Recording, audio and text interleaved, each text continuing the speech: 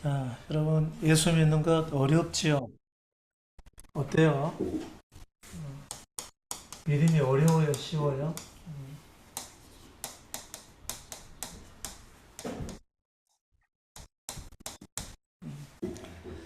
예수 믿는 믿음이 어렵게 느껴지는 것은요, 여러분이 준비가 안 돼서 그렇습니다. 실제로는 우리가 그 그리스도의 말씀을 알지 못하고 그냥 바로 교회로 나가서 그렇죠. 자기 삶을 돌아볼 여유도 없이 우리나라가 어떤 그 경제적인 어떤 억눌림 속에 있다가 이제 막 펼쳐지는데 이제 교회가 이제 많이 생겨나고 많은 사람들이 교회로 유입이 되기 시작했는데 정상적인 예수 믿는 믿음을 잘 모르고 시작을 해서 그렇습니다. 그래서 어려운 것이죠. 근데 믿을 사람에게는 굉장히 마땅하게 들립니다. 그리스도의 말씀이. 저는 여러분에게 어, 한 가지 경고를 한 적이 있었어요. 그게 뭐냐면 여러분 욕심 버리지 않으면 죽습니다. 그랬어요. 욕심 내려놓지 않으면 죽습니다. 그랬죠. 욕심을 왜 내려놔야 되냐면 욕심을 내려놓지 않으면 볼 수가 없어서 그렇습니다. 정상적으로 보지를 못해서 그럽니다. 항상 자기 중심적으로 생각이 되죠. 자기 중심적으로 판단이 되니까 항상 자기 유리할 대로 보게끔 되어 있고 쉽게 얘기하면 객관적인 판단력을 상실하게끔 되어 있습니다. 욕심을 버리지 않으면 객관적인 판단력을 상실하게 됩니다. 이게 굉장히 중요합니다.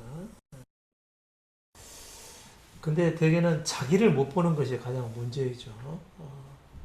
근데 지금 이것은 믿음을 향해 가는 사람들에게 제가 드릴 말씀은 아니에요.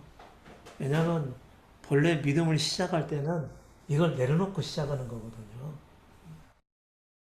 근데 이제 믿음의 준비가 안 되신 분들이 복음을 듣게 되니까 미처 이와 같은 것을 내려놓기도 전에 예수를 믿게 되니까 불협화음이 생겨서 자꾸 문제가 생겨나게 되는 거거든요. 그래서 예수 믿는 것이 어렵게 되는 것입니다. 본래 여러분이 예수를 믿게 되면 어떤 상태에서 시작이 되죠? 깨어진 상태에서 시작이 됩니다.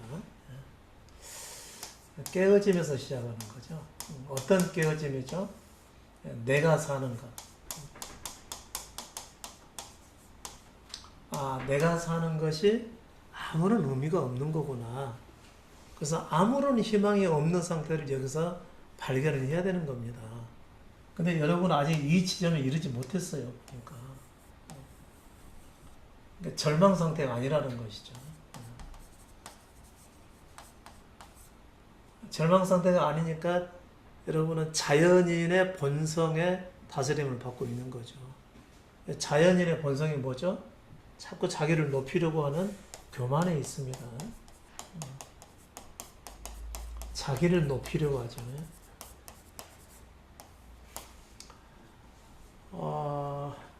제가 상당히 많이 놀랄 때가 있어요. 어디서 놀라게 되냐면은 자꾸 자기를 의롭게 여기시는 분들이 많아요. 이제 사실 우리의 본성이니까 그럴 만도 하죠. 그런데 자기를 의롭게 여기려고 한다면은 아직 믿을 수 있는 단계가 안 됩니다. 이 말씀들이 들려도 어렵게만 느껴지게 되고요. 그 다음에 자기가 깨어지지 않으면은 복음이 뭘로 들리냐면요, 율법으로 들리게 됩니다.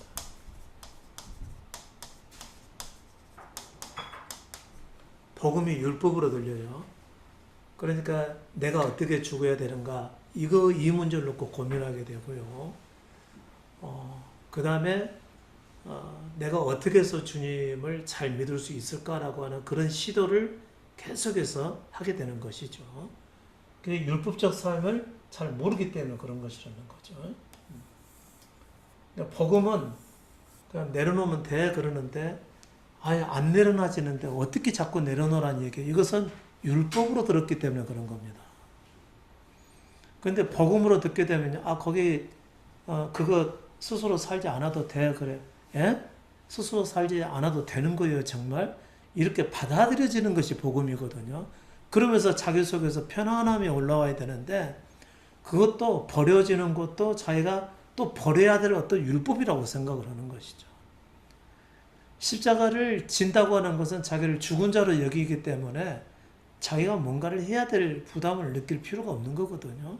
근데 어떻게 해야 죽어지는 거예요 하면서 자기가 죽으려고 노력한다는 것은 복음을 율법으로 받기 때문에 그래서 어려운 겁니다.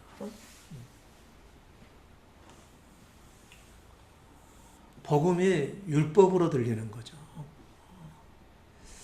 자, 여러분, 예수님께서 아무든지 나를 따라오려거든 자기를 부인하고 그랬어요. 근데 자기를 부인하는 것이 쉽지 않아요. 쉽지 않은 이유가 뭐죠? 율법으로 받아들여서 그렇습니다. 내가 또 내 자신에 나올 때마다 내 것을 내려놔야 되는구나. 그러니까 마음에 전혀 준비가 안 된 상태에서 예수를 믿었기 때문에 이것이 어려운 겁니다.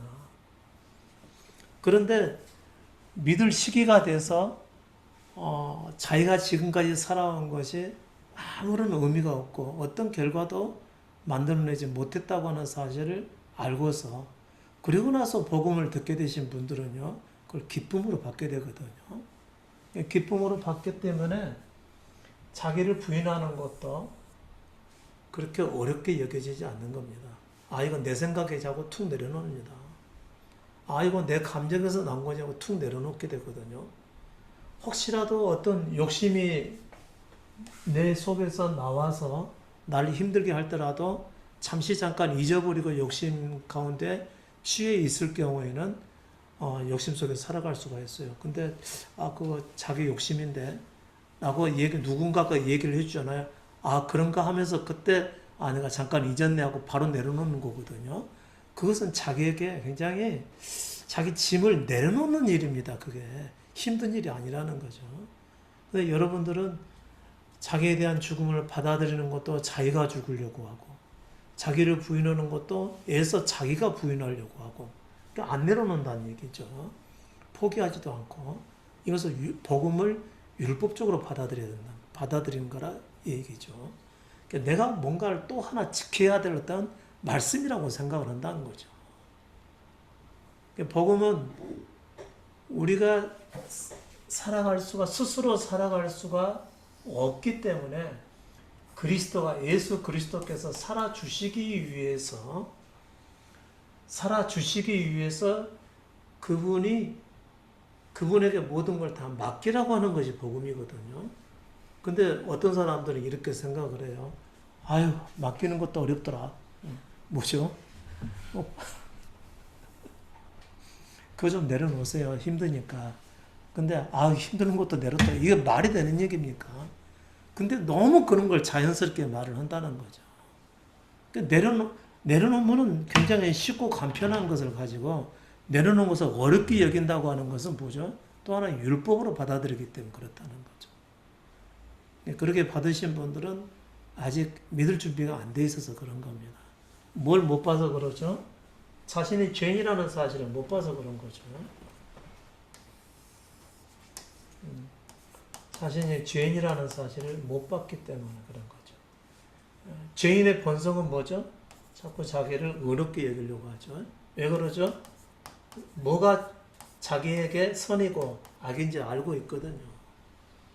알아. 나도 어떻게 살아야 될지 알아. 다 알아. 그 얘기하는 것은 뭐죠? 자기를 어렵게 여기기 때문에 그런 거죠. 그것은 육신의 본성에서 나오는 거예요. 그것을 버려야 될 의미를 모르고 있다는 거죠.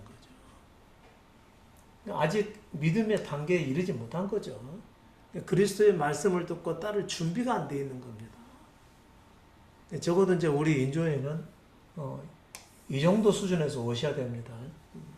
아니면 정말 진리를 찾고 있는데 뭐가 진리인지 모르겠다 하면서 한참 많은 시간들, 세월들을 거쳐가면서 고민하고 찾고 이랬던 과정들이 있어야만 됩니다.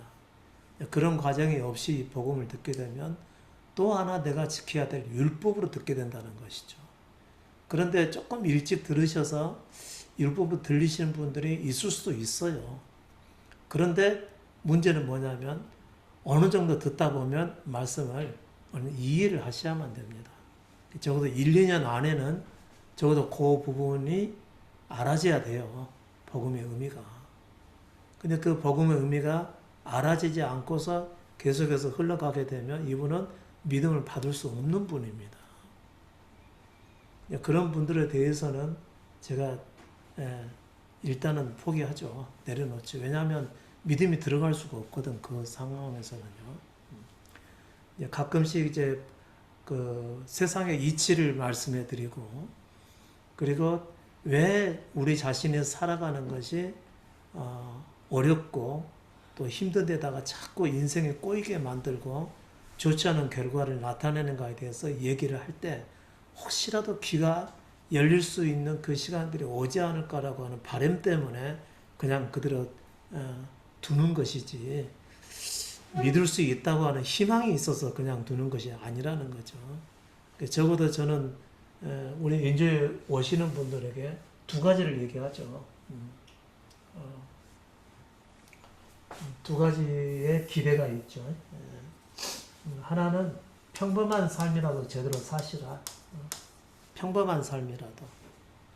그래서 세상의 이치가 이렇게 되어 있으니까 요 이치에 맞게끔만 살아도 평범하고 좀 어느 정도 편한 삶을 살아갈 수가 있다라는 차원에서 그냥 두고 보는 경우가 있고요.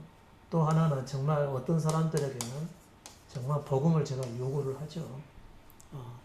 들을 수 있는 사람들에게 약간 강력하게라도 복음을 말씀해 드리죠. 근데 그 외 사람들에게는 제가 기대를 안 합니다.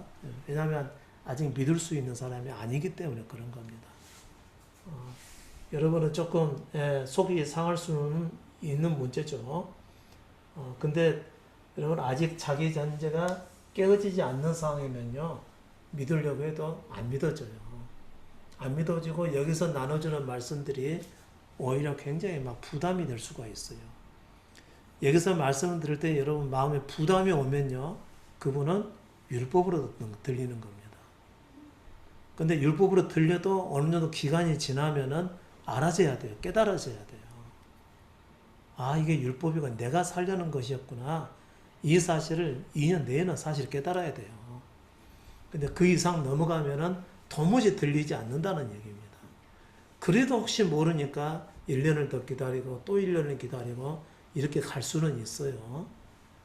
왜냐하면은 그래도 복음에 들려지기를 원하니까. 그런데 이게 복음으로 들리지 않고 내 마음에 부담으로 작용이 된다. 이 얘기는 그것은 본인이 아직 믿음을 이해하지 못해서 그런 겁니다.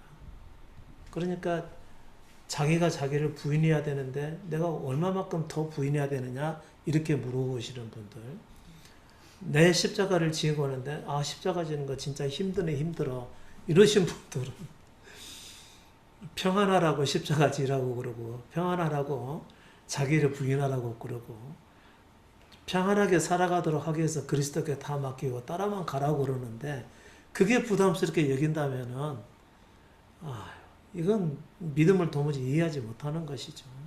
나중에 꼭 문제가 될 가능성이 많습니다.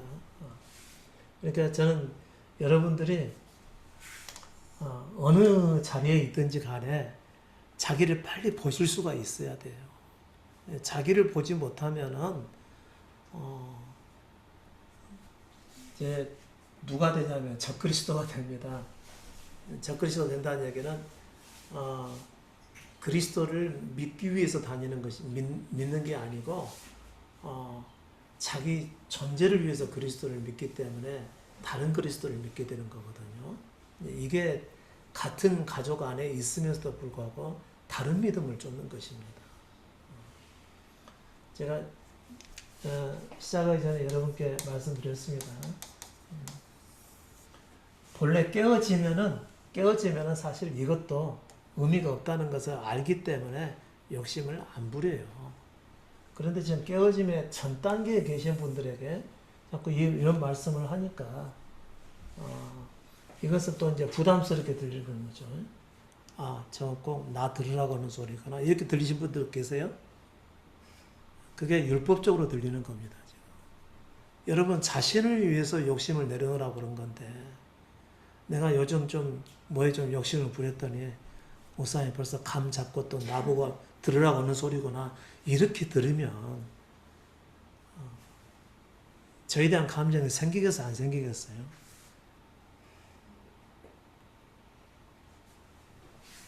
여러분 욕심 내려놓지 않으면 죽습니다. 죽는다는 얘기는 무슨 얘기냐면 더 이상 복음을 들을 수 있는 귀가 없어져 버려요. 상실돼 버리는 거죠. 그러니까 마음으로부터 복음이 자꾸 거부감이 생기는 거죠. 편하고 좋으라고 알려드리는 이 복음을 본인은 내가 또 하나 뭔가를 지켜야 될 어떤 부담으로 여기게 돼서 받아들이게 된다면 그 얼마나 힘든 일이겠어요.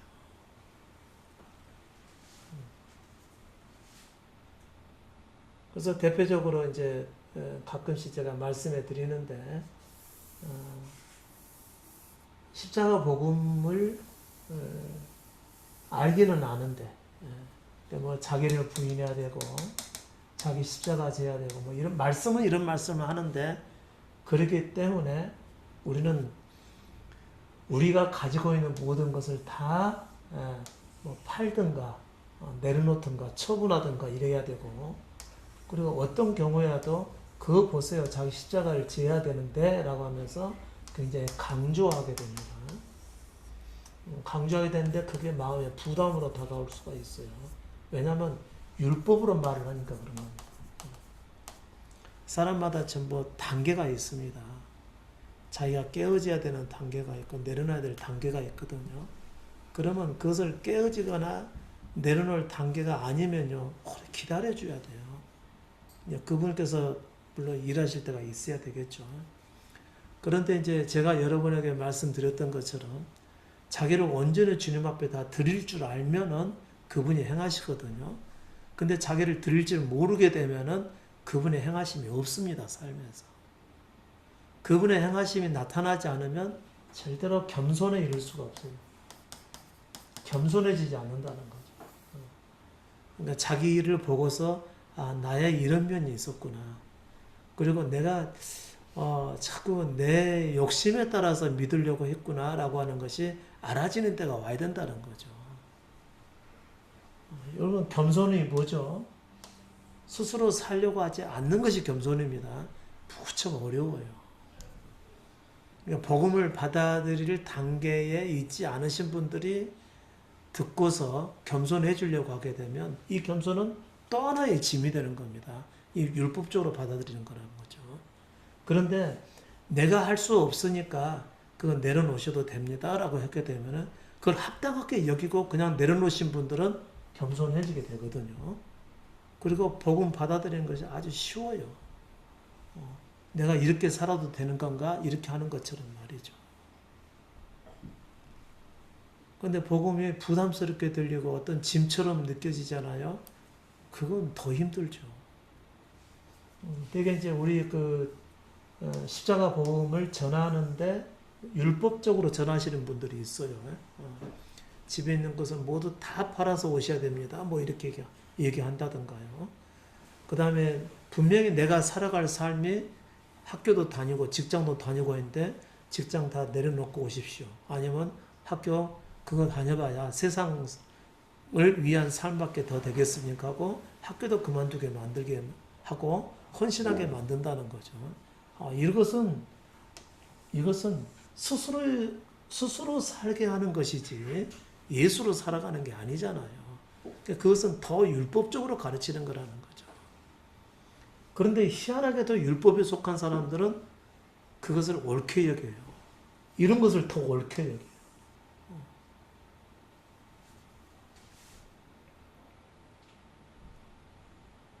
복음이라고 하는 것은 그리스도께 다 맡기는 겁니다. 내가 하려고 하는 것을 다 내려놓는 걸 얘기하는 거예요. 그러면 그리스도께서 그 사람 가운데서 역사하셔서 그 사람 속에 있는 것을 보게 하시고요. 얼마나 자기가 스스로 자기를 세우려고 하는 교만이 있는지, 또 자기 원하는 삶을 살려고 하는지, 그리고 자기 행하는 것이 자기가 의롭게 살려고 하는 시도가 있거든요. 의롭게 살려고, 그러니까 바르게 살려고 한다는 거죠. 지금도 이러신 분들 좀 있어요. 많이 뵙니다. 많이 보입니다. 바르게 살려고 하는 경향이 강하신 분들. 이런 분들도 아직 깨어짐의 단계 오지 않아서 그런 겁니다. 이런 것은 빨리 캐치하셔서 복음에 근접하실 수가 있어야 돼요. 내가 자꾸 바르게 살려고 하는 법을 가지고 있다 그러면은 아직 율법을 내려놓지 못하고 있는 것입니다. 율법을 내려놓지 못하면 믿음에 접근할 수가 없어요. 계속해서 율법으로 되지게끔 돼 있어요. 복음도 율법으로 되어지는 겁니다. 그러니까 가끔씩 이런 말씀들을 자꾸 하세요. 내가 이렇게 해도 되나? 이런 건 얘기해요. 내가 이렇게 해도 되나? 여러분은 아무 생각 없이 그런 말을 하잖아요. 저는 그 소리 딱 들으면요. 이 사람이 아직 한참 멀었구나. 저는 그렇게 판단을 합니다. 자기 속에서 절망을 보지 못했다는 거죠. 어렵게 살려고 하시는 분은 믿음을 받아들일 수가 없어요. 그러니까 그리스도를 전부로 여기지 못하는 겁니다. 그리스도께 자기 전제를 온전히 드리고 그냥 따라가는 요 일이 불가능해요. 계속 자기가 살게끔 돼 있어요.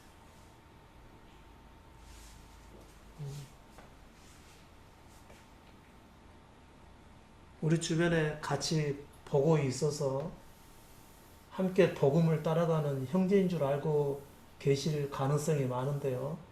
여러분, 깨어짐이 없으면 아직 형제가 안 됩니다. 여러분께서 알고 대하셔야 됩니다. 깨어짐이 없으면 항상 자기 안경을 보고 살아갑니다. 자기 안경을 끼고 살아가죠. 아니면 자기 눈으로 보고 살아가는 거죠. 자기 안경이 뭔지 아시죠?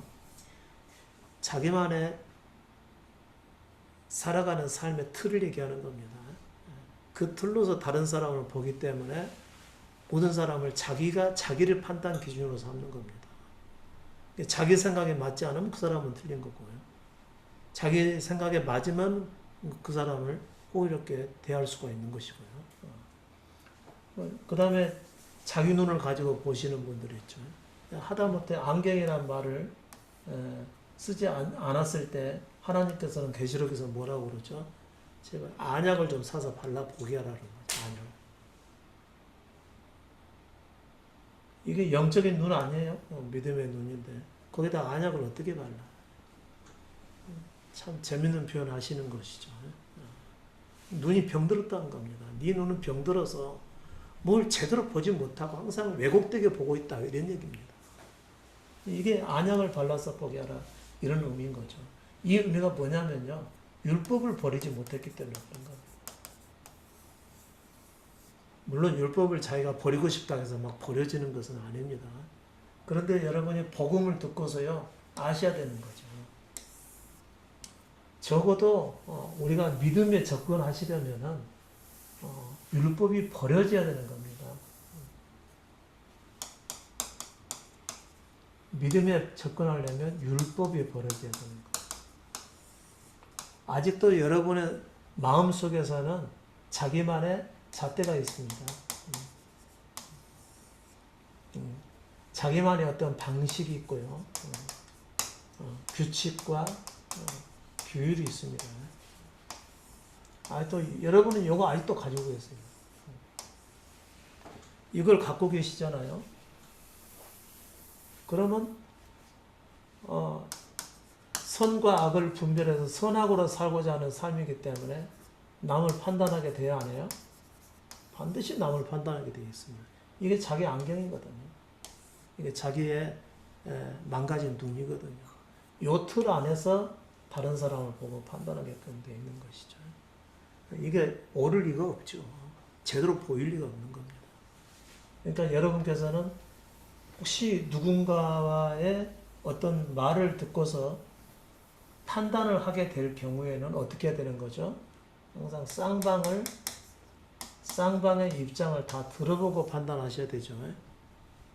그 희한해. 사람들은 한쪽의 말만 듣고 그대로 믿어버리는 경향이 너무 많아. 그리고 알아보려고 하지 않고 혼자만 기분 나쁘게 생각하든지 아니면은 자기만의 방식으로 그냥 그렇게 인식을 하는 경우가 많아요. 반드시 쌍방의 말을 다 들어봐야 알게 됩니다. 왜 그러냐면 자기만의 판단이 틀릴 수가 있는 거거든. 이거 조심하셔야 돼요. 남을 판단할 때. 여러분이 깨어진 사람이라면 제가 이런 말 드릴 필요가 없죠. 아니, 안 깨어진 분들이기 때문에 그런 거예요. 그러면은 쌍방의 말을 듣고 판단하라는 얘기는 여러분 이거 세상 이치입니다. 복음이 아니에요. 이것은 세상 이치. 세상 사람들이 하는 얘기라는 거죠.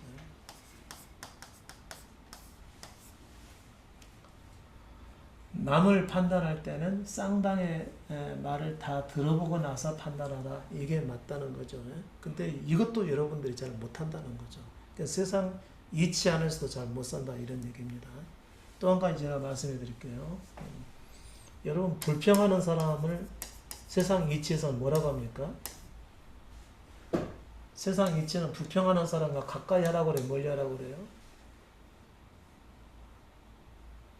모르신가요? 혹시 불평이 뭔지 모르신가요? 불평하는 사람은 멀리 해야 된다 그런 거죠. 불평하는 것은 굉장히 전념성이 강하거든. 내가 둘이서 누군가의 말을 하는데 이 사람에 대한 얘기를 서로 나누다가 서로 비난하고 불평스러운 얘기를 막 이 사람에 대한 불평을 얘기했다. 전념성이 굉장히 강하다는 거죠. 그렇게 되면 이 사람이 제대로 된 판단을 가지고 한 얘기인지 아니냐 그걸 따져볼 겨를도 없이 나도 그게 옳아온다는 얘기죠. 자기도 판단을 제대로 못하게 될 가능성이 많다는 거예요. 그래서 가까이 하지 말라 이런 얘기인 겁니다. 그리고 삶의 결과가 굉장히 안 좋아요. 세상 이치라는 거 이거 복음 아니에요. 근데 이것도 안 돼. 그러니까 본래는 내가 살아가는 삶이 다 깨진 상황에서 복음을 들으러 오셔야 되는데 안 깨진 상황에서 복음 들으러 오니까 이런 문제까지 다뤄야 되는 문제가 발생한다는 거죠. 근데 이제 여러분의 삶은 육신의 생명이 아직 안 버려져 있잖아요. 깨어짐도 없고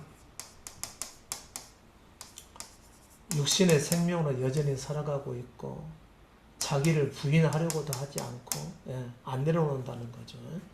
자기 포기도 없고 자기 십자가도 없고 그런데 자기 이렇게 없고 믿음 안에서 아예 접근해서 살아갈 수 있는 정도가 없으니까 결국은 세상 이치를 가지고서라도 이 얘기를 해줘야 되는 상황이 발생을 하게 됐더라 이런 얘기인 거죠. 저는 원래 믿을 사람에게만 말씀을 전하고 있는 거죠. 적어도 깨어짐의 상황. 당장은 아니더라도 복음의 말씀을 그냥 받아들일 수 있는 마음 자세를 가진 사람들. 혹시라도 뭐 조금 혼란스러워서 예전에 율법적 삶을 살았을 때와 비교해 보니까 이거 복음이 좀 너무 틀린 것 같은데 그러면서 쉽게 잘 안 받아들여지는 경우는 있어요. 근데 이게 너무 오래 가면은 본인 책임입니다. 말씀은 전해드렸는데 본인이 살펴볼 생각을 하지 않으니까 그런 것이죠. 그런데 오랜 시간이 지났어도 불구하고 여전히 육신 가운데 살면서 이렇게 살아가고 있으면 세상 이치나 드려야 되실 분이지 복음 드릴 때가 아니라는 거죠. 이런 분들은 복음을 듣잖아요. 어떻게 되는 거죠? 또 짐으로 듣게 됩니다. 그걸 가지고 또 판단하게 되는 것이죠. 어떤 사람이 믿음에 접근할 수 있는 사람인지 아닌지 여러분이 스스로 아셔야 됩니다. 그렇지 않으면 함께 막 휩쓸리게 되는 것이죠. 이거 조심하셔야 돼요. 특히나 제가 최근에 이 일로 여러분에게 말씀해 드리는데, 사람들에게 모여 있을 때는 다른 사람 얘기는 하시면 안 됩니다. 왜 다른 사람 얘기하면 안 되죠? 여러분들 다 눈이 왜곡되어 있거든요. 자기만의 율법을 이게 내려놓지 않았기 때문에 왜곡되어 있어요, 눈이.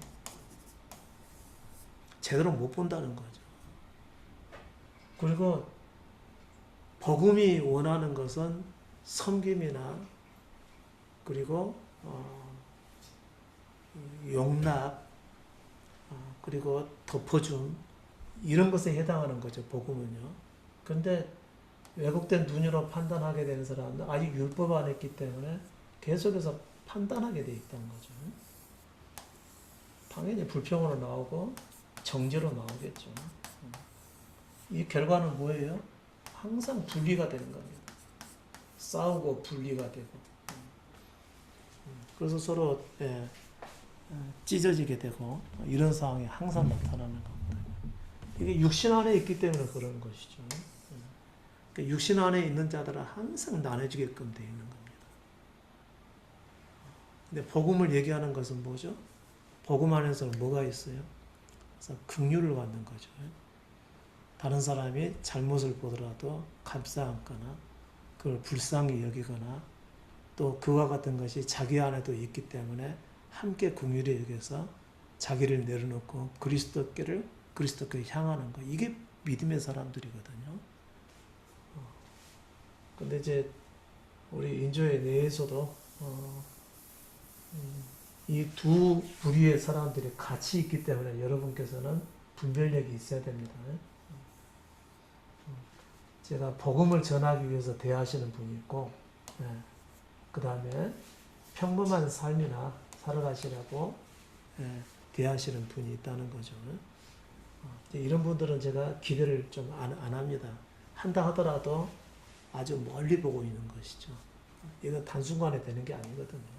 그러니까 이런 분들이 남아서 항상 이런 문제를 가져올 가능성이 상당히 많은 겁니다. 저는 알고 대해죠. 근데 여러분이 복음 안에 있지 않으면은 모릅니다. 어떤 사람이 어느 정도 수준에 있는 것인지. 자기도 몰라요. 자기 수준이 어디에 있는지 그것도 모르신 분들도 있어요. 근데 여러분, 제가 잠깐 깨어짐에 대해서 한 번 더 말씀해 드릴게요.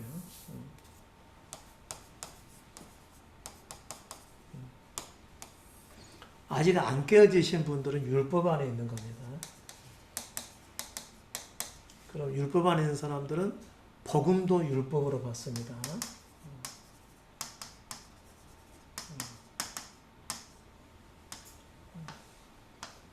이분들은 아직 형제가 아닙니다. 형제처럼 대하게 되면 나중에 큰 꼴을 당하게 되는 거죠.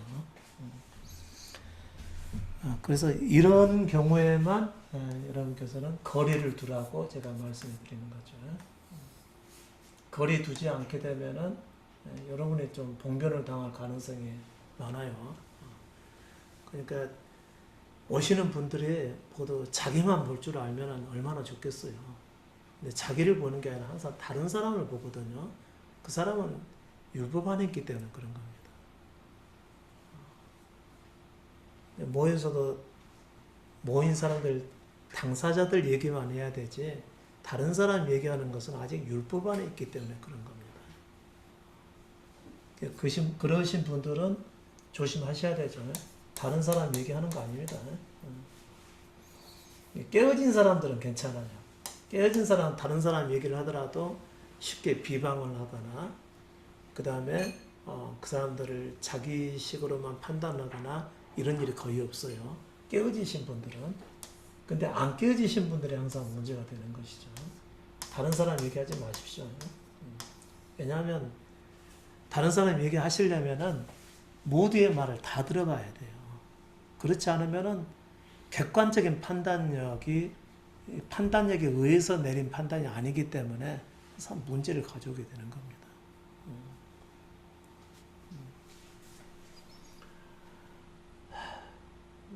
저의 어려움이 뭐냐면요. 우리 인조의 안에는 이 두 부류가 같이 섞여 있어서의 문제입니다. 그러니까 여러분께서는 빨리 복음의 말씀을 듣게 되면 빨리 캐치하셔서 자기를 보실 수가 있어야 돼요. 적어도 저는 여러분이 뭘 원하냐면요. 글을 하나 올려드리잖아요. 저는 절대로 그냥 올리지 않아요. 누군가하고 연결이 돼 있기 때문에 말씀을 올리는 겁니다. 그 말씀의 의미를 여러분께서 보시고 남을 판단하라고 드리는 말씀이 아니에요. 자기 보라는 말씀이에요. 자기 보라는 말씀이기 때문에 이해가 안 되면 계속해서 보셔야 됩니다. 물론 제가 좀 솔직히 이해 충분히 하실 수 있도록 사실 쓰거든요. 그래도 이해 안 되는 부분이 있을 수가 있어요. 그런 것은요, 여러 번 보셔야 됩니다. 여러 번 보셔서 도대체 이 말씀의 의미가 뭔지, 도대체 나보고 어떻게 하라고 하는 것인지, 나의 뭘 얘기하는 것인지 여러 번 보고 읽지 않으면은 여러분은 믿음을 향해 가기는 참 어렵게 됩니다. 이건 깨어지는 거 쉽지 않아요. 안 깨어지면 여러분 못 믿습니다. 아직 믿는 사람이 못 돼요. 여러분은 예수도 믿고 그러니까 믿는다고 생각하는데 그건 믿음이 아니에요. 예수께서 말씀하셨잖아요. 자기를 부인하고 따라오라고 그랬잖아요. 또 자기 십자가 지라고 따라오라고 그랬잖아요. 최근에도 한 사람에게 오는데 이런 게 없었어요, 살면서. 지금도 물론 없었고. 근데 어떻게 그분을 따라가요? 이런 적이 있었어야지. 없는 걸 제가 뻔히 알죠. 평범한 사람이었거든요. 그러니까 적어도 아무런 문제 없이 그냥 평범하게만 살아줘도 이 사람들은 잘 사는 거다. 이렇게 대하시는 분이 있다는 거죠. 여러분들에게 믿음을 기대하지 않죠. 왜냐하면 이런 게 없으니까. 여러분 성경 말씀 보면 얼마나 어려운지 아세요? 마태복음 말씀 보면요.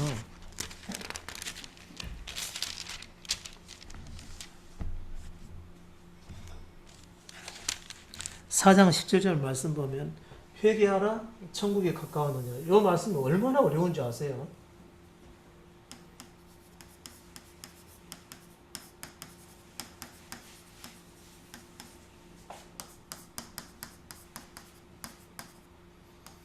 회개가 얼마나 어려운 얘기인 줄 아세요? 평생 신앙생활도 모르신 분들 많아요. 우리는 조금 무슨 의미인지는 혹시 아신가 모르겠다. 회개가 뭐죠? 자기가 살기를 포기하는 것입니다. 자기가 살기를 포기하고 오직 예수로 살기 위해서 자기를 버려버리는 걸 얘기하는 겁니다. 이게 회개예요. 근데 인조에 대해서 오랫동안 복음을 들어도 이게 삶으로 안 드러나신 분들이 많아요. 한 분 한 분 다 말씀 붙들고 말할 수는 있는 게 아니잖아요. 얘기해봐야 소용없죠. 이게 공개적으로 말씀을 들을 때 깨닫지 못하면요. 개인적으로 말해도 잘 못 깨달아요. 공개적으로 이렇게 말씀해 드렸을 때, 이게 무슨 의미인지 아시는 분들은요, 갑자기 삶에서 큰 변화가 일어나게 되거든요. 이게 아직 깨달아지지 않는다는 거죠. 여전히 자기가 살고 있다는 얘기죠. 근데 회개하라 천국에 가까웠느니라 해서 그러면 그리스도의 말씀이 얼마나 어렵겠어요. 목회자분들도 이거 이해 못합니다. 회개가 뭔지요. 우리 평생 지금 나이까지 예전에 교회 같은 데서 신앙생활 해왔을 때 회개가 뭔지 잘 모릅니다. 그 의미를 모른다는 것도 있지만요. 자기가 깨닫지 못한다는 거죠. 회개가 뭔지. 회개가 안 되신 분들이 거의 대다수라는 거죠. 이러니 어떻게 하면 좋겠어요? 예수 믿는 게 쉽다 어렵다로 얘기하는 게 아니고요. 말씀 하나하나를 본인들이 알지 못하고 있다는 거죠. 그러니까 예수 믿는 게 뭐냐면은 그냥 교회에 나가서 예수님을 잘 믿고 싶어 하는 마음, 이걸 믿음이라고 생각을 해요. 그런데 그리스도의 말씀을 들을 수가 없으면요, 그 믿음이 아니에요. 이게 여러분의 삶에서 나타나줘야 돼요. 이게 나타나지 않으면 이건 절망스러운 일이죠. 누가 제일 고생하죠? 이게 여러분이 안 알아지면 고생은 제가 해요. 믿음을 가질 사람도 아닌 사람 붙들고 계속 말씀을 전해야 되니까 얼마나 힘들겠어요. 그래도 이것은 제게 맡겨진 것이라고 생각하고 그냥 가죠. 저는 저에 대해서 이제 이미 죽음을 한번 경험을 한 사람이기 때문에 그런 것을 다 얘기할 수가 없으니까 그냥 저에 대해서는 죽었다고 생각하고 그냥 가는 것 뿐이지 할 말 많죠, 저도요. 근데 여러분이 자기 삶에서 이거 받아들이시라는 거예요. 예수님께서 세상에 오셔서 가장 먼저 하신 말씀이 회개하라 천국이 가까웠습니다. 그러면 그때 당시의 사람들이 얼마나 죄 짓지 않고 살려고 노력했어요. 유대인들이. 하나님 앞에 바로 서고 말씀대로 살아가고 철저하게 말씀을 지키면서 살아가고 그리고 하나님 앞에서 범죄하지 않고 살아가고 사랑하려고 힘썼고 근데 그 사람들을 보고 회개하라고 말씀하셨다는 거죠. 그 회개는 죄 짓지 말라는 의미가 이런 의미가 아니라는 거죠. 자기가 살기를 내려놓으라는 것을 얘기하는 겁니다. 그리고 예수께서 연이어서 말씀하시죠. 나를 따라오려거든 자기를 부인하라. 아니 왜 죄 없이 살려고 노력해야지 왜 또 부인하라고 하는 거예요. 이게 이해가 안 되는 거죠 이게. 근데 여러분도 잘 이해를 못해요 이런 것은. 지금도 잘 이해를 못해요. 그러니까 지금 예수를 믿고 따라가는 게 아니라는 거죠.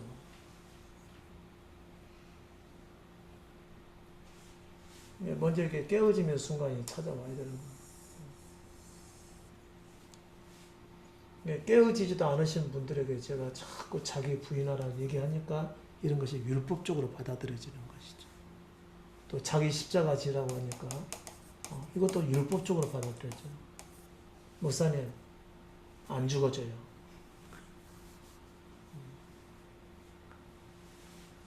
죽으라고 노력하라는 얘기가 아니고 그리스도께서 우리를 대신해서 죽어주셨고 그 다음에 우리는 그의 죽음에 연합이 되는 것에 영적으로는 이미 되는 거니까 자기를 죽은 자를 여기라고 하는 것이죠.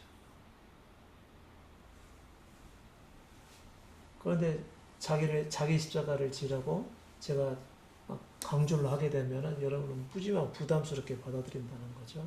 이게 안 믿어지면 어떻게 하라고 그랬죠? 믿음을 달라고 주 앞에 구하라고 그런 거죠.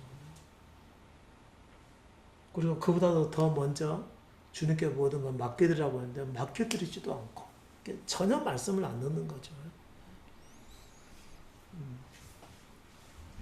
그래서 최근에 제가 많이 좀 답답해가지고 있는데 갑자기 개그 프로 하나가 나왔어요. 제가 한번 또 읽어드릴게요. 여러분 다 보셨겠지만요. 근데 그거 보면서요. 전혀 관련성이 없는 것처럼 보이는데 지금 인조에 대해서 항상 있는 그 상황을 보는 것 같더라고요. 제가 보니까.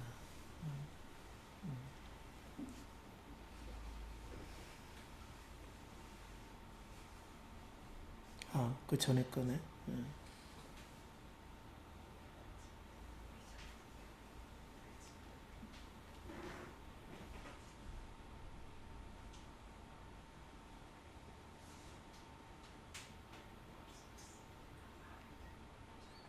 어디가 나오지? 안 찾아지네. 자, 개그 프로에서 두 사람에서 나오게 됩니다. 한 사람은 기자고 한 사람은 앵커이죠.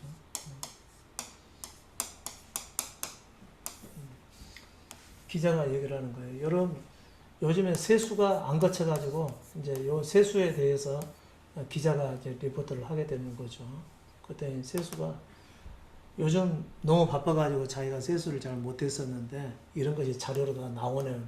세수를 자기 세수 안 한 걸로 얘기를 했다 이거죠. 그래서 이제 앵커가 그걸 바로 잡아주죠. 그것은 그 세수는 나라가 세금을 거둬야 되는데 이 세금이 잘 안 거쳐지고 있다. 이런 얘기가 세금 수입이 부족하다 그런 얘기인 겁니다. 앵커가 잡아주죠. 그랬더니 이 기자가 이걸 자꾸 세수로만 생각을 하게 되는 겁니다. 그 다음에 적자에 대해서 나오죠. 요즘 적자가 자꾸 많이 일어난다고 그러는데, 그래서 앵커가 그것이 보고 적자라고 얘기를 했는데, 이 사람은, 이 기자는 이걸 전자라고 받아들인다. 삼성전자 삼성 적자가 아니에요. 이렇게 한다는 거죠. 그러니까 이 앵커가 하는 얘기가, 이 사람은 못 듣는구나. 안 듣는구나. 말을 해도 이 사람은 받아들일 생각도 없어. 자기가 얼마만큼 무지한 가운데 있다는 것도 모르고, 인정도 하지 않고, 바로 잡아주는데 받아들이지도 않고, 자기 말만 계속하고 있다는 거죠. 저는 꼭 이거 같은 느낌이에요. 복음은 얘기하는데 여러분은 여러분 식으로만 받아들이고 자기 말만 하고 있다는 얘기죠. 그러니까 자기를 내려놓지 않으면 안 들린다는 거예요, 복음은. 이런데 어떻게 살면서 나타나겠어요, 복음.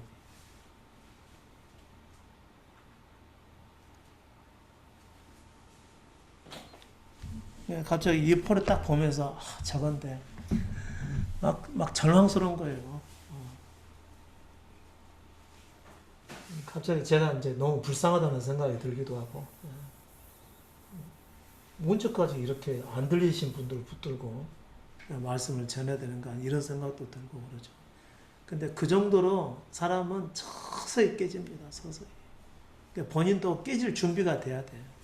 주님, 나를 주께서 원하시는 사람으로 만들어 주옵소서 하고 자기를 맡겨드릴 줄은 알아야 그분께서 조금씩이라도 깨뜨려 가시지. 그 맡기는 것조차도 안 하면요, 깨어지는 순간이 한 번도 안 찾아옵니다. 10년이 넘어도요. 더 이상 믿으면 삶을 유지할 필요가 없는 거죠. 그런 분들은.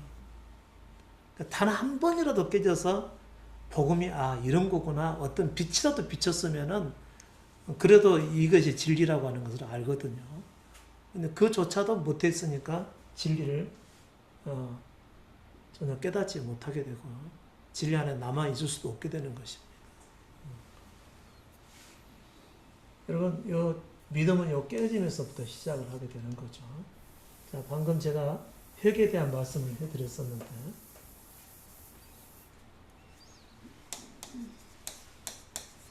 회개라는 의미가 깨달아지지 않는 것은 깨어짐이 없기 때문에 그런 겁니다. 자기에 대한 절망이 없었다는 것이죠. 아직도 자기가 잘 살면, 뭔가 잘하면은 잘 살 걸로 생각하시는 분들은요, 아직 깨어짐이 없으신 분들입니다. 아직도 자기 안에 희망을 가지고 계신 분들은요, 내가 뭘 해야 되지? 그런 물음을 자꾸 자기한테 묻습니다. 자기에게 희망을 갖고 계신 분들은. 그런 분들은 복음이 복음으로 들리지 않아요. 율법으로 들리게 되지.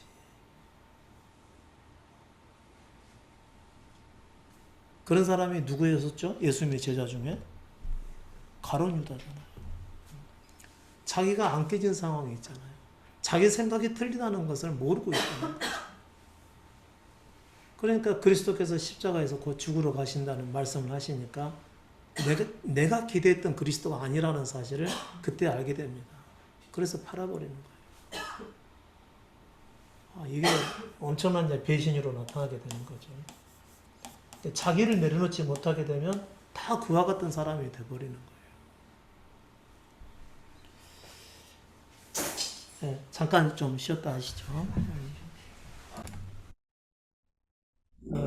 어느 한 곳에서 이런 말이 좀 있었어요. 친구로 지내면 안 되는 사람.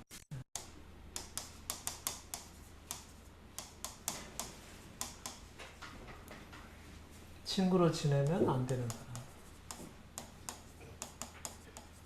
가까이 하지 말라는 얘기입니다. 또 율법적인 사람들은 진짜로 친구로 안 사귀입니다. 율법적인 사람들은. 근데 이 의미를 아는 사람들은 이건 가까이 하지 말라는 얘기구나, 이렇게 차원을 받게 되는 거지. 참 어려워요. 하지 말란다고 하면 무조건 안 해야 되는 걸로 받아들이신 분들 머리 좀 쓰셔야 됩니다. 미안한 얘기지만 머리를 써서 상황을 이해를 해야 되지. 말 꼬치고 들어서 살면 아주 삶이 피곤해져요. 그걸 율법적 삶이라고 그러죠. 어떻게 보면은 율법적 삶 전에 문자적인 삶이라고 그럽니다. 그러니까 성경에 이렇게 나와 있으니까 꼭 이렇게 살아야 돼. 이거 문자적 삶이라고 하는 겁니다. 그러니까 아주 강한 율법적 삶을 얘기하는 것이죠.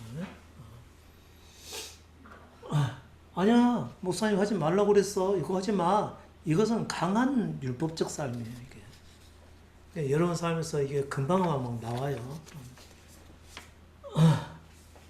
친구로 지내면 안 되는 사람, 가까이 지내지 말라는 얘기입니다. 정 없고 감정 없는 사람이요. 정도 없고 감정도 없는 사람. 좀 어려워요. 이렇게 표현하면요. 어디서 어디까지 잘 모르니까. 그래서 제가 따로 풀어서 공감 능력이 없는 사람을 얘기하는 겁니다. 공감 능력이 없는 사람. 누군가가 굉장히 힘들어서 아파하고 있는데 거기에 대해서 같이 마음의 동정을 느끼지 못하는 사람을 얘기하는 것이죠. 어려우면 어렵겠다라고 생각하고 힘들면 힘들겠다고 볼 수가 있어야 되고 그 다음에 굉장히 상황이 어려워서 어떤 그 함정에 빠져 있으면은 거기에 대해서 동정의식이 가져지는 사람, 이런 사람들을 공감 능력이 있는 사람이라고 그러죠. 그런 사람의 주변에 있든지 없든지 아무런 정이 가지 않는 사람들이 있어요. 이런 사람들을 굳이 가까이 할 필요 없다, 이런 얘기입니다. 그러면 이런 사람들은 예수 믿을 수 있을까요, 없을까요? 두고 봐야 되죠. 뭘 두고 봐야 되는지를 본인이 이런 사람인지 아는 사람인지를 알아서 이런 사람이 안 되고 싶은데 본성적으로 이렇게 살아가고 있다. 거기에 대해서 애통하는 마음이 가져져야 돼요. 그래야 그 사람이 예수 믿을 수가 있습니다. 근데 그대로 살아가면서 전혀 자기에게 어떤 문제의식도 느끼지 못하고 있다. 이러면은 못 믿습니다. 그 다음에 A가 없는 사람이요. 무례한 사람이라고 얘기하죠. 어떤 사람이 구원받았다고 가정해 봅시다. 근데 무례해요. 구원받았을 거 아닐까요? 구원받은 게 아니라는 거죠.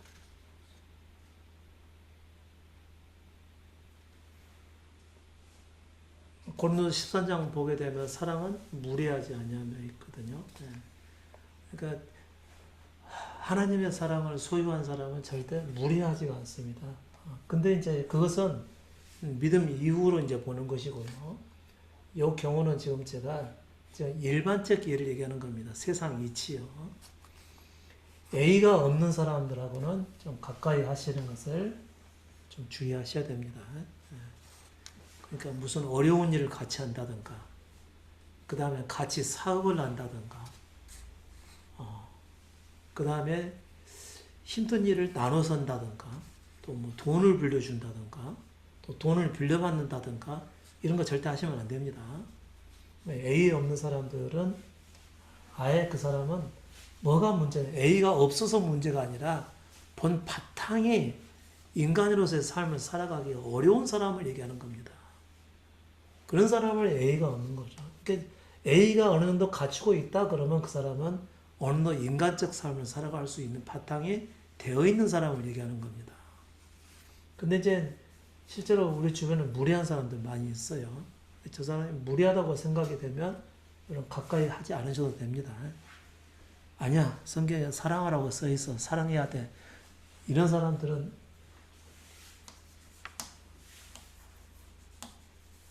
너무 어렵고요. 세 번째로는 도를 아는 사람이에요.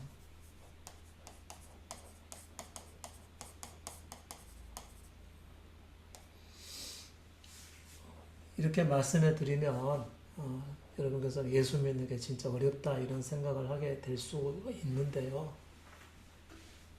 맞습니다. 어렵습니다. 그러니까 믿음은 아무나 믿는 게 아니에요.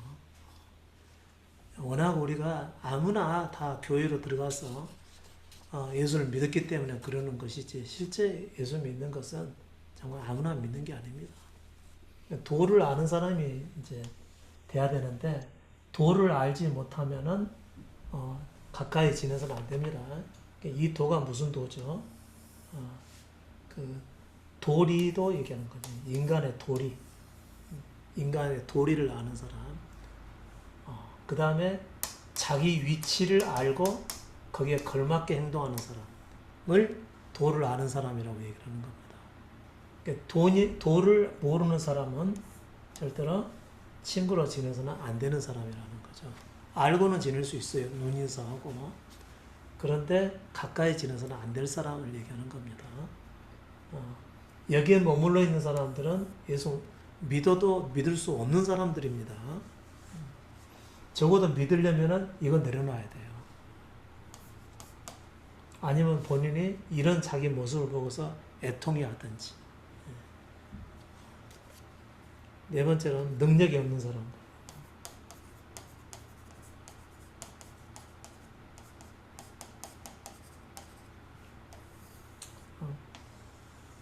가슴에 찔끔하지 않을까 싶은데 뜨끔할 수도 있는 문제죠. 능력 없는 사람은 친구로 지내지 마라.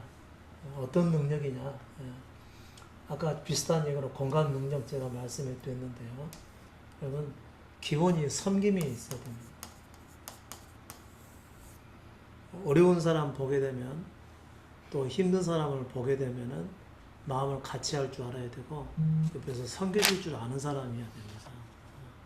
그런 사람이 아니면은 가까이 해서는 안 되는 사람이죠.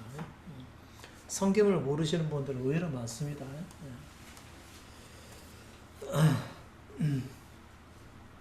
근데 우리 인조 식구들은 거의 대부분은 이런 것은 어느 정도 기본적으로는 있는 것 같은 느낌이에요.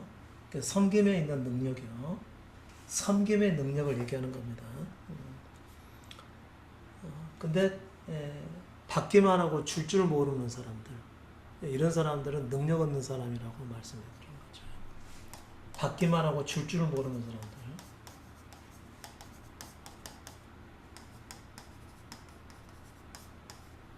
줄 줄 모르는 사람들. 여러분들은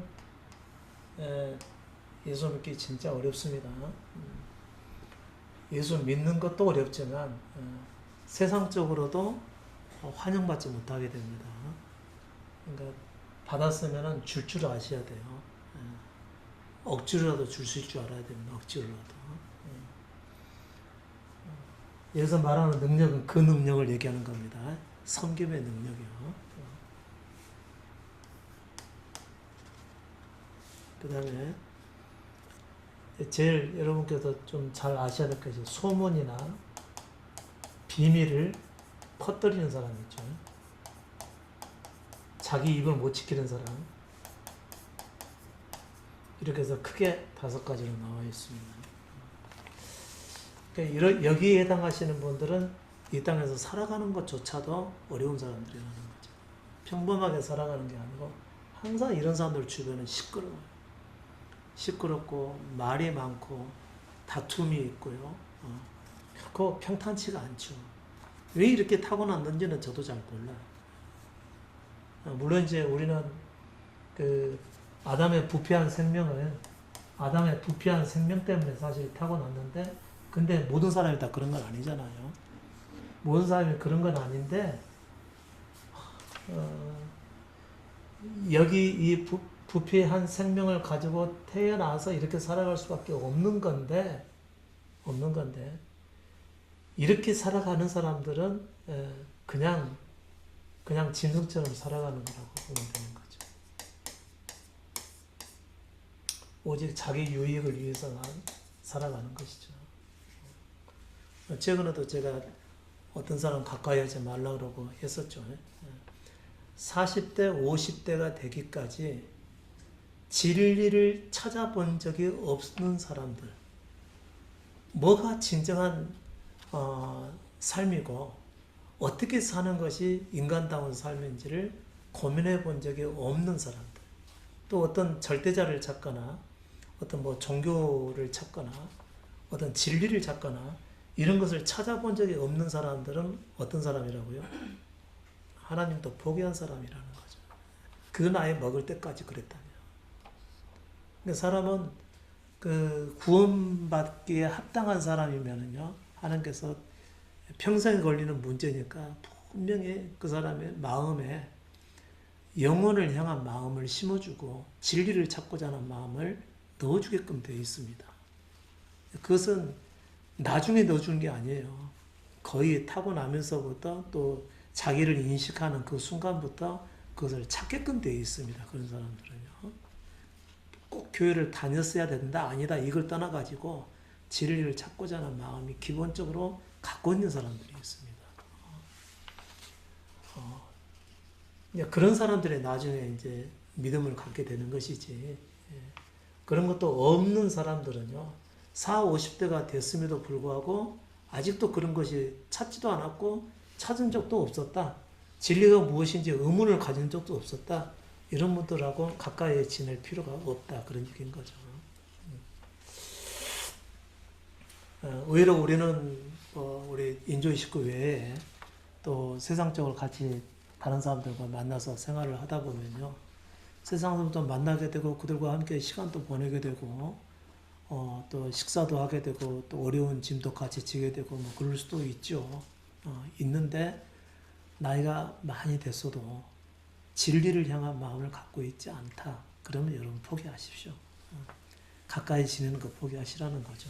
그거 괜히 시간 낭비입니다. 무서운 사람들 무지 많습니다. 특히 돈을 좋아하는 사람들은 굉장히 잔인한 사람들이 많아요.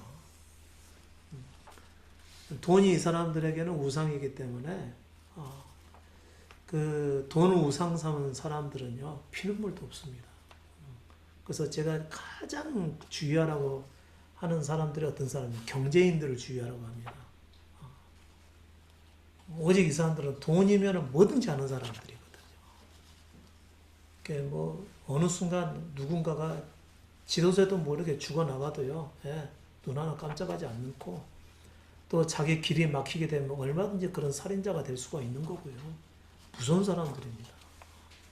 그런 사람들이 대개는 나이가 많이 들었어도요, 진리를 찾아본 적이 없는 사람들이에요. 이런 사람들이 만일 돈과 경제에 관련된 것을 만났다고 한다면 가까이 지내는 거 여러분 조심하셔야 됩니다. 우리 인조의 식구 아무나 되는 거 아닙니다. 여러분도 인조에 한번 오시는데 여러 과정들을 거쳐서 오신 분들 많이 있지 않습니까? 적어도 찾고 찾는 과정이 있었던 사람들이에요, 대개는요. 뭐가 제대로 된 삶이고, 뭐가 진리의 삶이고, 뭐가 정말 복음에 합당한 삶인지 적어도 마음의 것을 찾았던 사람들이 오게 되는 거거든요. 물론 모두가 다 그런 사람이라는 것은 의미는 아닙니다. 근데 적어도 그런 사람들이 많이 있다는 거죠. 그러신 분들은 진리라 그러게 되면은 자기 생명도 어느 정도로 내려놓을 수 있는 마음 자세도 가지고 있는 분들입니다. 이제 이런 분들이 아니라고 한다면요, 사람 사귀는 거 굉장히 조심하셔야 되는 문제입니다. 저도 최근에 지주택에 한번 가입을 해가지고 지주택이 잘못됐어요. 하고 진행이 좀 안 되고 있는데 거기에 막 단톡에 올라오는 글들을 보잖아요. 이건 볼 수가 없어요. 이건 사람의 눈으로 볼 수가 없습니다. 모임을 갔는데 용역들 다 불러와가지고요, 자기네 뜻을 관철하기 위해서 폭력도 마다하지 않고 행사하는 사람들, 이런 거 보면요, 완전히 이건 짐승입니다. 여러분, 세상 사람들 함부로 사귀는 거 조심하셔야 돼요. 여러분께서 자꾸 인조의 식구들 와서 같이 시간 보내라고 하는 이유도요, 솔직히 마음 기댈 수 있는 사람들은 여기 있어요. 물론 다는 아니지만요. 이런 것을 봐가면서 좀 사귀셔야 되는 그런 부분이죠. 자, 그러면은 우리들 중에 또 여기에 해당하시는 분들이 있을 수 있습니다. 그럼 믿지 말라는 얘기냐? 그런 의미는 아니에요. 적어도 이런 자기 존재의 내면을 보고요, 슬퍼할 수 있는 사람이어야 돼요. 자기가 그 죄인이라는 사실을 보고요, 그때는 고민하는 사람이어야 됩니다. 근데 적어도 내가 언제까지 이렇게 살아갈 수는 없지 않느냐 하면서 진리를 향한 마음을 가지고 있어야 됩니다. 여기에 해당되더라도요. 그래야 그런 사람들이 이제 믿음을 향해서 살아갈 수가 있게 되는 것이죠.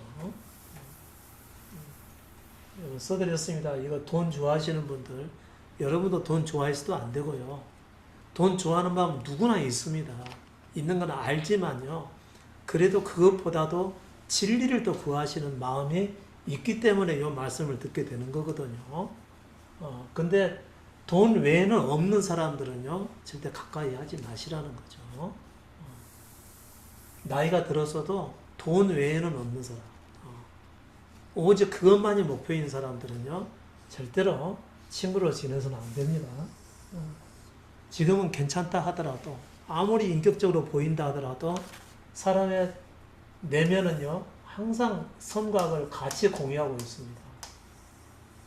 선한 면을 많이 보이면 보일수록 그 사람들은 더 악한 사람이라는 것을 아실 수 있어야 돼요. 그러니까 어떤 사람이 오히려 가까이 하기 좋은 사람이냐면요, 자기를 꾸미지 않는 사람들이죠. 말씨도 꾸미지 않고 말이 투박한 사람들, 말씨를 너무 점잖게 하신 분들은 굉장히 머리가 좋으신 분들이에요. 이런 분들은요, 그만한 악도 같이 있다고 여러분께서 아셔야 됩니다. 더더구나 그 양반들이 50세, 60세 될 때까지 진리를 찾은 적이 없었다. 그러면 여러분 포기하셔야 돼요. 이런 사람 가까이 하는 거 아닙니다. 언제 무슨 화를 당할지 모릅니다. 여러분 주변에 가까이 알고 계시는 분들도 여기에 해당하시는 분들이 있으면요, 어느 정도 발을 빼셔야 돼요. 절대 어려운 일 같이 하거나 돈 빌려주고 받거나 또 뭐 같이 사업을 한다거나 절대 그래서는 안 됩니다. 이런 사람들은 도와줘도 오히려 화로 돌아올 가능성이 많아요. 그러니까 가까이 하지 마십시오, 차라리. 근데 이제 우리도 여기에 해당하시는 분들이 있기는 있는데 어떤 상황이 되냐면, 마태복음 5장 말씀에서 이런 말씀이 나와 있어요. 심령에 가난한 사람들, 마음에 가난한 사람들. 여기에 처해 있어도 마음에 가난한 사람이 있을 수가 있어요. 진리에 대해서. 그 다음에 또 어떤 사람이냐면요, 애통해하는 사람이 거기 있대요. 이런 자기의 모습을 보고서 아파하는 사람들이죠. 그러니까 애통함이 없다라고 한다면 이거 복 없는 사람입니다. 마음에 가난함이 없어도 복이 없는 사람이에요. 정말 복 없는 사람들은 그런 사람들이에요. 복이 없다는 얘기는 무슨 얘기인지 아십니까? 예수를 전적으로 믿을 수 없는 사람들을 얘기하는 겁니다. 그러니까 이와 같은 것들은 어떻게 보면은 예수 믿는 조건에 해당되는 거예요. 이런 상황이 있지 않는 사람들은 예수 못 믿는다는 얘기입니다. 그 다음에 온유한 자는 복이 있다는 말씀. 여러분, 사람이 언제 온유해지죠?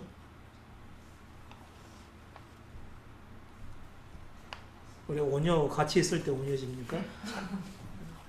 언제 온유해지죠? 자기 마음이 온전히 진리를 향하고 있을 때만 온유해집니다. 내가 어떻게 되든, 무슨 취급을 받든, 내가 어떤 오해를 받고, 어떤 비난을 받고, 어떤 멸시를 당하든, 온 마음에 그분께만 가 있는 사람이 온유해지는 겁니다. 그러니까 마음이 온유한 사람이 복이 있다는 거죠. 뭐죠? 진리를 향한 마음에 쏠려 있다는 거죠. 온 정신과 마음이. 그런 사람이 온유한 거예요. 근데 안 그런 사람들은 어떻게 되는 거죠? 그렇지 않은, 온유하지 않는 사람들은 헤아리는 사람들이죠. 자꾸 뭔가 따지는 사람들이에요. 잘했니 잘못했니 따지고요. 자잘못 잘 따져가시는 분들. 그 다음에 손익계산에 빠르시는 분들이요. 계산에 빠르시는 분들. 이런 분들은요, 복이 없어요. 예수 못 믿는다는 얘기입니다. 이 조건들이 다 무슨 조건이냐면 예수 믿을 수 있는 조건들을 얘기하는 거예요. 그러니까 예수를 믿어서 복이 될 수 있는 사람들을 얘기하는 겁니다. 이게 없으면 예수 못 믿는 거예요. 아니, 나 예수 믿고 있는데, 그건 믿음이 아니에요. 자기 잘 되고 싶어서 어떤 신을 믿고 있는 것이지. 성경은 그 예수가 아닌 거예요. 자, 그 다음에 어떤 사람이 복이 있냐면요. 의에 줄이고 목마른 사람들. 어떻게 살아가는 것이 진정한 바른 삶인지 깊이 고민한 사람들 얘기하는 겁니다. 어떻게 믿어야 제대로 된 믿음인지. 그래서 예교회도 가보고 저교회도 가보고 이 말씀도 들어보고 저 말씀도 들어보고 계속 말씀을 듣는데 채워지지 아니하고 도대체 어떻게 믿어야 되는가 하면서 그걸로 고민하는 사람들이에요. 마음에 깊은 마음을 가지고 그것을 찾으러 다니는 거겠죠. 이게 의에 줄이고 목마른 사람들인 거죠. 그러니까 이런 사람들이 만약 복음을 못 만나면 어떻게 되는 거죠? 계속해서 말씀을 듣고 이 사람 말씀도 들어보고 저 사람 말씀도 들어보고 유명하다는 그 목사님 테이프도 한번 구해서 들어보기도 하고 가서 들어보기도 하고 참여해보기도 하고 이런 과정들을 겪게 돼 있습니다. 우리 줄에 있으니까 무엇가 진정한 복음인지를 알고자 하는 마음이 앞서니까 이런 과정을 겪게 되는 겁니다. 이런 사람들이 복이 있다는 거죠. 주변에서는 제발 여기저기 좀 기웃거리지 말라고 이렇게 핀잔을 받게 될 수도 있죠. 근데 자기 마음이 갈급하니까 자꾸 찾게 되는 것이죠. 그건 의에 줄이기 때문에 그런 것입니다. 그런 과정이 없다고 한다면은 예수 못 믿는 사람이죠. 믿을 수 없는 사람들이죠. 그 다음에 긍휼히 여기는 자가 복이 있다고 그랬습니다.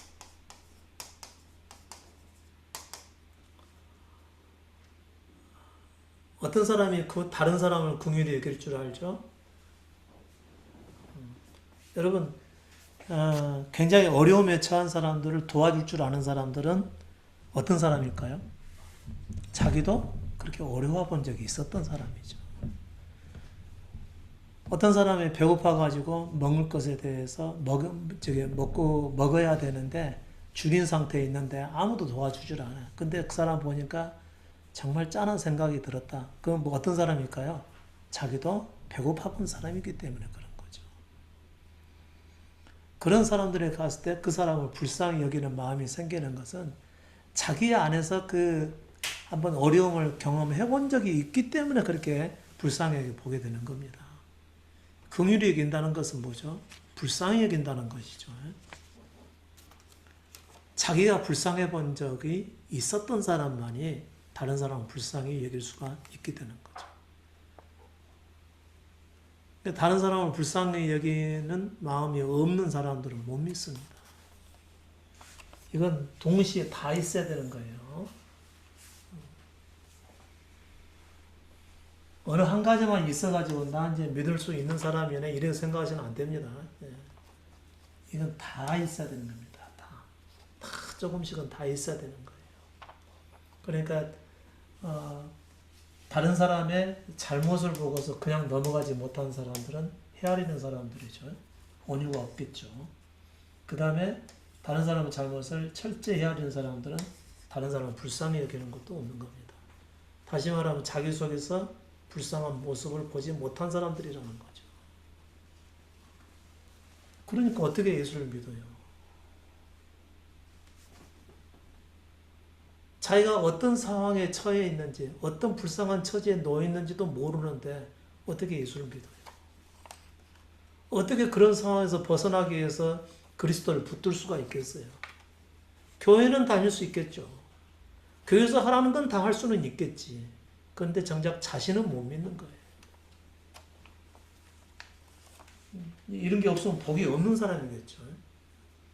우리는 이런 게 있어야 복이 있다고 생각하는데 이런 게 없으면 복이 없는 사람들이라는 거죠. 복이 없다는 얘기는 예수를 못 믿을 사람들을 얘기하는 겁니다. 그 다음에 마음이 청결한 사람이요. 마음이 깨끗해.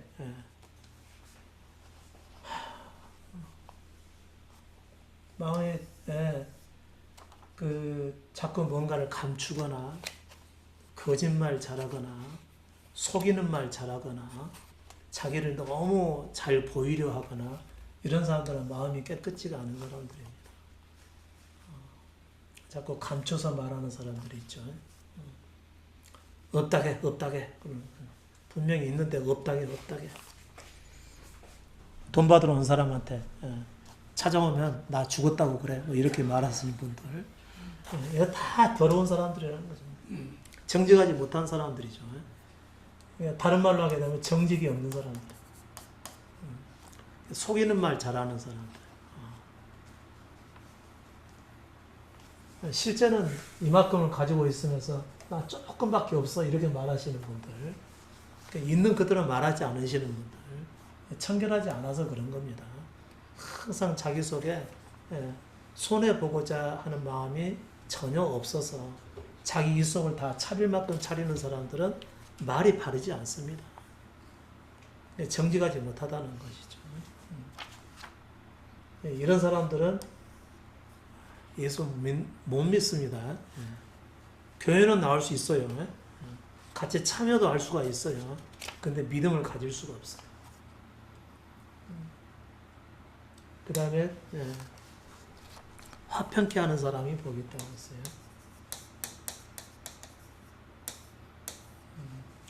우리는 본성이 다 죄에서 비롯된 사람들이기 때문에 흠이나 결점이 다 나타나게끔 되어 있어요. 서로 부딪히다 보면요, 그런 것들이 드러나게 되는 거죠. 그래서 화평케 하는 사람들은 어떤 사람일까요? 묻어주는 사람이죠. 묻어주고 감춰주고 덮어주는 사람이죠. 그래야 화평해지거든. 다 똑같아. 나도 그러고 다 똑같은 거야. 그렇게 하면서 그냥 큰 일이 일어나도 별거 아닌 것처럼 그냥 얘기하고 별거 아닌 것으로 그냥 넘어가고 그렇게 해야죠 화평해지는 거죠. 따질 거 다 따집니다. 어떻게 화평해요? 우리의 본성이 뭐라고 그랬죠? 죄인이라고 그랬죠. 죄인으로 탄생하는데 죄인에 탄생한 사람을 가려서 한번 얘기하기 시작하기도 얼마나 많이 나오겠어요. 내가 저 사람은 내가 끝까지 고쳐놓고야 말겠어. 이러신 분들 절대 못 믿습니다. 근데 그런 자기가 잘못됐다는 사실을 알고서 애통한 마음을 가져지게 되면 그런 마음도 안 생기는 거죠. 따지는 마음, 헤아리는 마음이 안 생기는 겁니다. 그래서 이런 것들이 있어야 예수 믿는 복이 되는 것이죠. 교회 다닌다고 해서 다 예수 믿는 거 아닙니다. 여러분 예수 믿고 계신 것 같지만 자기를 완전히 내려놓고 깨뜨려지기 전까지는요 예수 믿는 거 아니에요.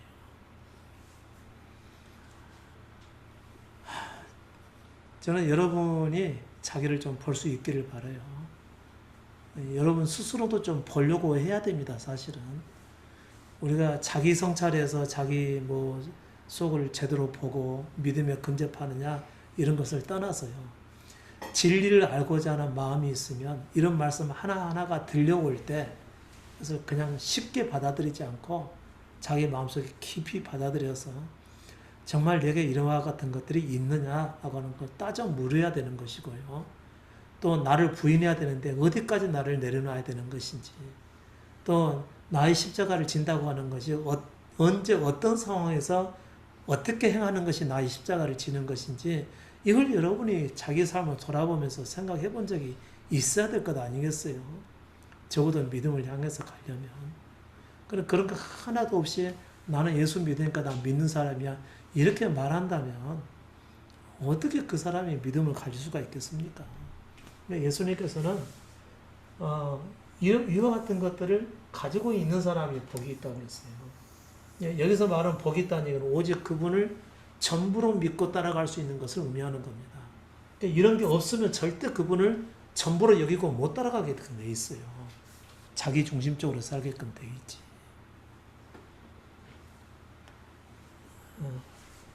봐가면서 친구를 사귀십시오. 봐가면서. 인조에 대해서도 이제 여러 모습을 가지신 분들이 계시지만요. 우리 중에서도 봐가면서 사귀셔야 됩니다. 말하는 것 특별히 좀 조심하시고요. 그 다음에 제가 매번 이렇게 올려드리는 요 글들이요.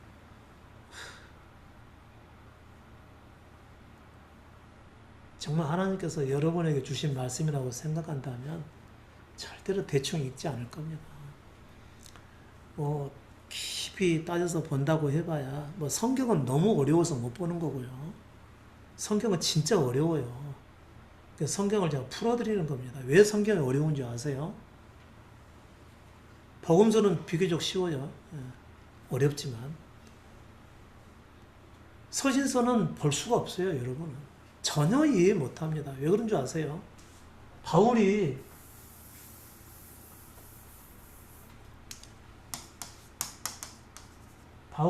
복음을 뭘로 전했어요? 구두로 전했어요. 이렇게 말씀으로 전했단 말이에요. 그렇게 해서 교회가 하나씩 하나씩 생겨나게 된 거죠. 그리고 거기서 또 그 교회에서 계속해서 말씀을 전했었습니다. 이 사람들은 복음에 대해서 충분히 납득하고 알게 된 사람들이에요. 그러고 나서 자신들에게 십자가가 필요하는구나. 이래서 예수를 믿어야 되고 내려놔야 되는 거구나. 적어도 어느 정도 거기에 이제 그 말씀에 합해진 사람들이 있습니다. 그래서 바울은 그런 사람들을 바로 뭐라고 그러죠? 신실한 자들이라고 그러죠. 그러니까 교회 안에서도 그렇지 않은 사람들도 또 있었겠죠. 같이 있는데 편지를 보내는데 어떤 사람에게 보낸 거예요? 전부에게 보낸 거예요? 신실한 자에게 보낸 거예요? 거의 신실한 자에게 보낸 겁니다. 이 십자가 복음에 대해서 어느 정도 알고 그 이유에 세워지기를 원해서 자기 모든 것을 내려놓고 오직 주만 바라보는 사람들.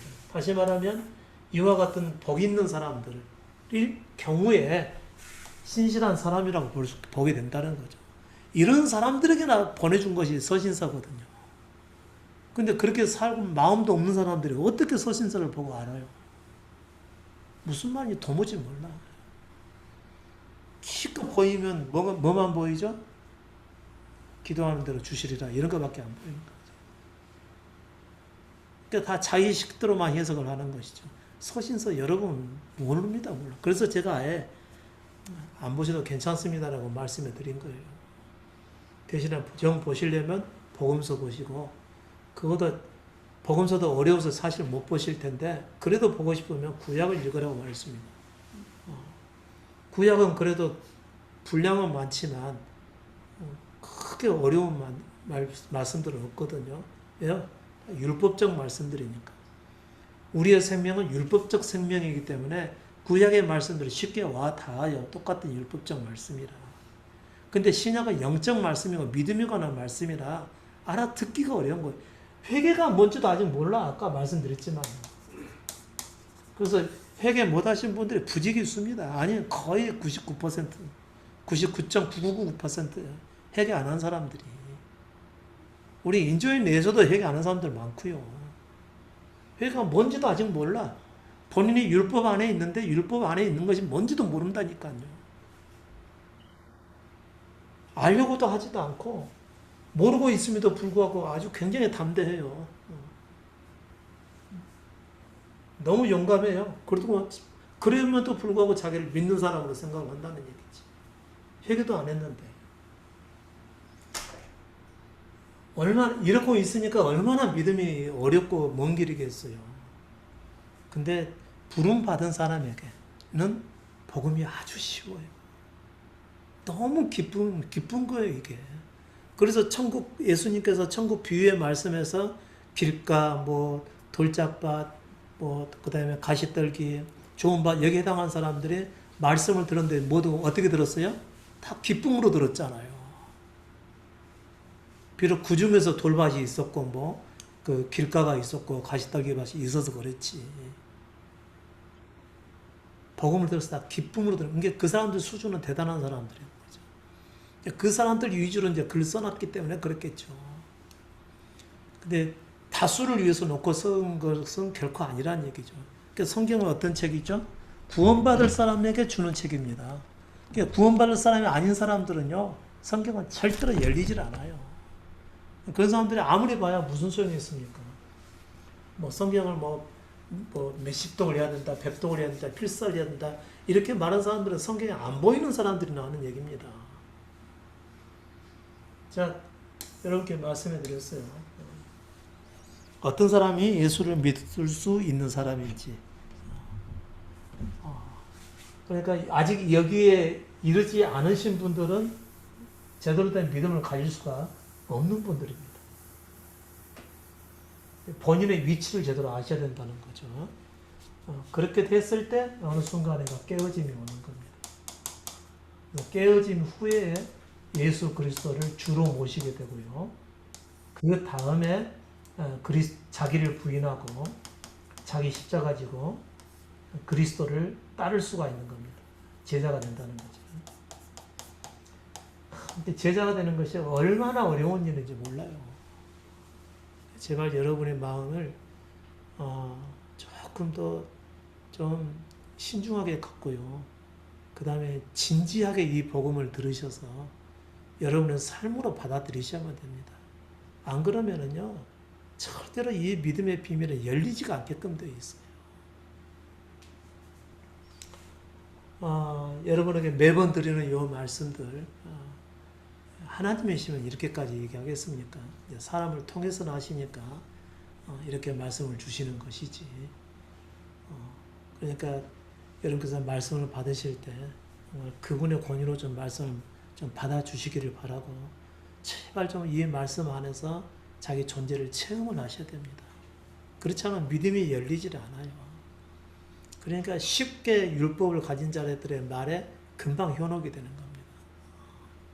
한 번도 경험을 못하니까 믿음의 세계를, 믿음의 그 깊은 세계를 한 번이라도 맛을 보셔야 계속해서 믿음으로 살아갈 수가 있게 되는 것이지, 그거 못하면, 근데 그거 다 제 말씀대로 안 해서 그런 겁니다. 자기를 주께 드리라고 그랬죠.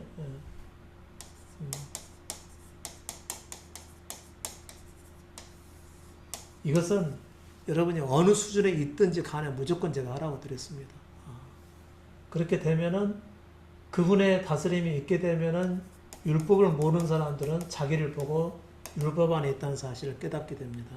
그 이후에 이제 깨어짐의 단계로 넘어가게 되겠죠. 그 다음에 이 단계를 지난 사람이 계속해서 주님께 자기 존재를 드리게 되잖아요. 그러면 그분을 체험을 하게 됩니다. 그분을 체험을 하게 돼요. 이것도 십자가 전과 후로 나누게 되죠. 십자가 전의 체험이 있고 십자가 후의 체험이 있습니다. 이런 경우는 제가 뭐 굳이 드릴 말씀이 없죠. 십자가를 경험하신 분은 그리스도께서 알아서 행해 가십니다. 이건 제가 가르칠 필요가 없죠. 여기까지는 가르쳐야 되는 거죠. 그래서 가끔 한 개씩이라도 경험을 하게 되면, 이게 복음이라고 하면서 굉장히 깨어나게 되는 거죠. 조금씩 깨어납니다. 어느 한순간에 무작정 막 깨어나는 게 아니에요. 여러분께서 말씀을 계속해서 듣고 그 말씀을 자기 삶으로, 생활로 받아들이셔야지. 그래야 그분의 경험이 되고 그 이유에서 세워져 가는 거지. 그게 없으면 절대 그분을 만날 수가 없어요. 그러니까 이상한 이론에 팔리지 않게 된다는 거죠. 요때가 돼요. 그러니까 요때는 아주 위험하죠. 율법 안에 여러분들이 계시면은 여러분은 복음의 말씀보다도 율법의 말씀이 훨씬 더 가깝게 들려요. 그런 게 금방 현혹이 된다는 것이죠. 그러니까 아예 저는 이 상황에 계신 분들에게는 다른 말씀은 듣지 말라라고 제가 이런 분들은 제가 굳이 얘기하지 않죠. 경험이 있으신 분들은요. 얘기하지 않아도 본인들이 다 알으세요. 근데 아직 율법 안에 계신 분들은요, 율법적 말씀을 안 듣는 것이 상책입니다. 그래야 참된 믿음을 향해서 살아가는데 큰 어려움이 없어요. 제가 다 경험해 봤기 때문에 아는 겁니다. 저도 복음을 알아가면서 십자가를 경험하기 전까지는 율법 안에 있었잖아요. 율법 안에 있으면서 복음을 접하게 된 거거든요. 그러니까 제 마음은 복음을 향하게 될까요? 율법적으로 더 쉽게 향하게 될까요? 항상 율법이 더 쉬워요. 그런데 복음은 오히려 굉장히 아리송합니다. 2년 동안 아리송했어요. 그렇게 하다가 더 이상 길이 없다는 것을 알고서 이제 제 존재의 죽음, 십자가 죽음이요.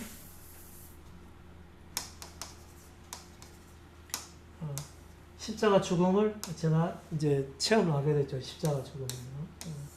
이걸 경험하게 되면서 완전히 깨지게 된 겁니다. 그리고 나서 제 안에 그분이 좀 감지가 되고 이때서부터 누가 가르쳐 주지 않아도 복음이 알아져 가기 시작을 한 겁니다. 그래서 이 경험이 있었기 때문에 십자가 믿음에는 반드시 십자가가 전제된다고 말씀을 드리는 겁니다. 이 차원에서 제가 분별이 가능한 것이죠. 자기 십자가가 있는 사람과 없는 사람의 믿음을 똑같이 향해 가게 되면 어떤 믿음이 거짓 믿음이라는 사실을 제가 너무도 분명하게 알거든요. 그래서 여러분께 드리는 말씀인 겁니다. 자, 주님께 자기를 드려지는 기도, 이걸 자꾸 하셔야 됩니다. 그래야 율법이 뭔지에 대해서 깨어나게 되는 것이고요. 자기 존재 자체가 온통 율법이라는 사실을 알아질 때가 오게 됩니다. 그때야 비로소 본인이 죄인이라는 사실이 깨달아지고요. 주를 붙들게 되는 거거든요. 이게 복된 일이죠, 그게. 그래야만 그리스도를 전적으로 나의 주로 모시고 그분을 따라갈 수 있는 믿음이 생겨나게 되는 것입니다. 여러분에게 이 복된 길이 결코 헛되이 끝나지 않기를 바랍니다. 그래서 마치겠습니다.